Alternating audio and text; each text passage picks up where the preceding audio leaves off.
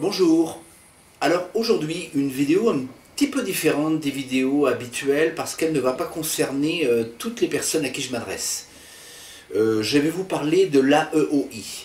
Alors l'AEOI c'est un accord qui a été signé entre différents pays de l'OCDE. Un accord qui vise à lutter contre le blanchiment d'argent et l'évasion fiscale. Alors sur le fond c'est joli, hein. Tout comme toujours, ça part d'un bon sentiment et on se dit bah c'est bien, on va pouvoir contrôler un peu plus facilement les multinationales et faire attention à ce que ces gens payent un minimum d'impôts quand même avec l'argent qu'ils gagnent. Mais bon, faut pas s'y méprendre, hein, c'est pas ça l'idée. Ou alors sinon on vous dit aussi c'est pour lutter contre le terrorisme aussi et contre le trafic de drogue. Alors c'est bien, c'est joli, hein.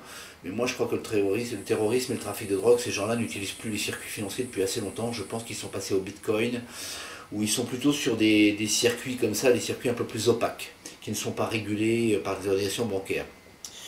Je pense que cette AEI va plutôt toucher les gens, on va dire, qui ont des patrimoines moyens, ou voire un peu plus élevés, mais pas des gens extrêmement riches. Les gens extrêmement riches ont des moyens et ont des avocats d'affaires qui leur permettront toujours de pouvoir continuer au travers de l'optimisation fiscale à payer à peu près rien du tout ou pas grand-chose, quoi.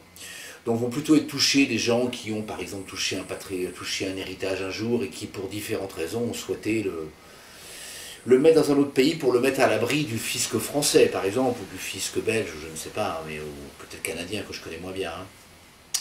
Voilà, donc cet AEOI, en gros c'est assez simple, hein. Tous les pays qui ont signé cet accord, et aujourd'hui c'est l'ensemble des pays du monde qui l'ont signé, c'est-à-dire tous les pays européens. Les États-Unis parce qu'ils ont un régime à part, mais c'est pas une raison pour laquelle il faudra pouvoir faire quelque chose avec eux. Et la plupart des pays, on va dire, relativement développés dans le monde. Les quelques pays qui n'ont pas signé sont quelques pays africains et quelques pays asiatiques, hein. Mais voilà. Donc tous les autres pays ont été un peu obligés, j'imagine, à signer, parce que pour certains, ça s'appelle se tirer une balle dans le pied. Mais bon, je pense que comme ils doivent être un petit peu endettés, s'ils veulent pouvoir obtenir des prêts de la finance internationale, il faut qu'ils signent, quoi. Voilà. Alors, cet accord AEOI va obliger toutes les banques des accords signataires à échanger des informations avec les services fiscaux des pays dont est originaire la personne. Par exemple, si quelqu'un est un Français a un compte bancaire qu'il n'a pas déclaré au fisc français, je sais pas, au Maroc ou n'importe où, voilà, le Maroc devra s'engager chaque année à faire un envoi d'informations comprenant le nom, le prénom, l'adresse et ainsi de suite, le solde du compte, plus les intérêts éventuellement perçus, à l'administration fiscale française. Pareil pour la Belge, pareil pour la Suisse maintenant, pareil pour la canadienne, hein. Voilà. Alors, en quoi est-ce que je suis concerné, moi, agence Terre de Rêve? Eh bien, je suis concerné tout simplement parce que le Costa Rica a signé l'accord et le Panama ne l'a pas signé, mais c'est tout comme. Ils se sont engagés à échanger des informations. Je pense qu'avec l'affaire des Panama Papers, ils sont dans une situation aujourd'hui où ils ne peuvent pas tellement faire de rébellion, quoi. Voilà, donc je suis concerné par les deux pays dans lesquels je travaille et à quel niveau nous, agence Terre de Rêve, on va pouvoir éventuellement avoir un rôle à jouer dans cette AEI. Enfin, on n'a pas un rôle très important à jouer, les gars, parce que vis-à-vis des banques, on ne pourra strictement rien faire. Il y a un échange d'informations, qui sera fait. Donc, si par exemple j'ai des clients français, moi ici, qui habitent toujours en France, mais qui ont des comptes ici, qui n'ont pas déclaré l'État français, ils doivent savoir qu'à partir de 2018, le Costa Rica fera systématiquement un envoi d'informations à l'administration fiscale française, hein. Pour le Panama, même si on n'a rien signé, on peut bien être sûr qu'ils le feront aussi. Voilà. Alors qu'est-ce que ça va avoir comme conséquence? Ça va avoir comme conséquence que, c'est pas forcément mal d'ailleurs sur le fond, hein. Au moins ça va clarifier les choses, on peut le voir comme ça. Ça va clarifier les choses. Parce qu'on avait des gens qui, évidemment, avaient dissimulé pas mal d'argent dans différents pays. Bon, là, ça va plus être possible. Donc qu'est-ce que ça va avoir comme conséquence? Ça va avoir comme conséquence que les gens, s'ils veulent se mettre en règle et s'ils veulent sortir de problème, il va falloir qu'ils prennent des décisions. Alors une de ces décisions sera de choisir un domicile fiscal autre que le pays dans lequel ils étaient imposés jusqu'à maintenant et où la fiscalité est confiscatoire. disons-le franchement. C'est le cas de la France, je connais un tout petit peu moins bien la Belgique, peut-être un petit peu moins, puisqu'il y a des Français qui vont en Belgique. Je sais qu'il n'y a pas d'impôt sur la fortune en Belgique, donc j'imagine qu'il doit y avoir plus d'intérêt en Belgique qu'en France. Enfin, je doute fort que la fiscalité soit extrêmement douce non plus en Belgique. Hein. En tout cas, la française, je la connais bien, et celle-là, il faut reconnaître qu'elle est totalement confiscatoire. Donc les gens qui vont se trouver face à ce problème d'AEOI auront peut-être intérêt à venir chez nous au Costa Rica ou venir chez nous au Panama, demander la résidence dans ces pays qui ne sont pas des pays qui sont gourmands en impôts. Il faut savoir que le Costa Rica, le Panama ont une politique fiscale qui est tout à fait correcte. L'impôt est faible, l'impôt sur les revenus est faible, l'impôt sur les sociétés est à des tranches de 10, 20, 30, mais enfin... qui sont, en général, on est plutôt dans les tranches à 10%, quoi, disons-le franchement. Hein.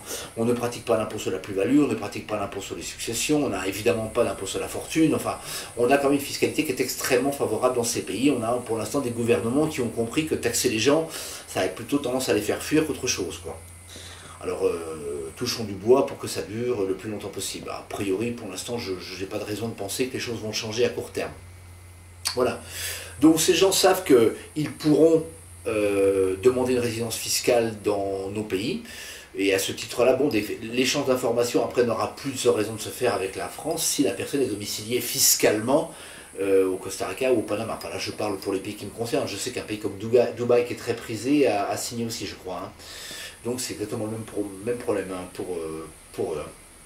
Alors voilà, on peut devenir résident chez nous en étant rentier, en étant retraité ou en achetant un bien immobilier. Donc là, je suis évidemment concerné en tant qu'agent immobilier. Si les gens achètent un bien immobilier au Costa Rica, au Panama, ils pourront devenir résidents et à ce titre-là pourront disons, être un petit peu en dehors de cette AEIO. Une deuxième façon sera éventuellement de transformer du liquide en solide, c'est-à-dire en achetant des œuvres d'art, des bijoux, ou là encore des biens immobiliers, ça peut être de la terre, ça peut être des maisons, ça peut être des appartements. Voilà, donc ça serait sortir de l'argent de ces comptes bancaires, parce que ça va devenir de plus en plus difficile dans le futur de travailler avec les banques. On est vraiment rentré dans une dictature financière qui ne dit pas son nom. Hein.